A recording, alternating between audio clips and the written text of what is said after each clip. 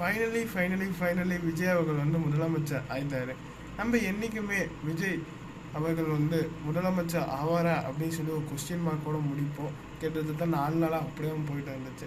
ஆனால் இன்னைக்கு காலையில் அஃபீஷியல் வந்து என்னன்னு பார்த்தீங்கன்னா, ஆளுநர் அவர்கள் வந்து காலையில் 10 மணிக்கு விஜய் அவர்களுக்கு பதவி பிரமாணம் செய்து வச்சுட்டாங்க. அதோட 9 எம்எல்ஏ அவர்களுக்கும் பதவி பிரமாணம் செஞ்சுட்டாங்க. அதோட முக்கியமான 3 சைன் என்னென்ன முதலமைச்சர் விஜய் அவர்கள் போட்டிருந்தாங்கன்னு பார்த்தீங்கன்னா, 200 யூனிட் வந்து ஃப்ரீ. அதாவது வந்து பார்த்தீங்கன்னா 500 யூனிட்குள்ளே நீங்கள் யூஸ் பண்ணிங்கன்னா உங்களுக்கு 200 யூனிட் ஃப்ரீ. அதாவது ஏற்கனவே 100 யூனிட் ஃப்ரீ இருந்துச்சு. அந்த 100 யூனிட் வந்து இப்போ எல்லாத்துக்கும் ஃப்ரீ.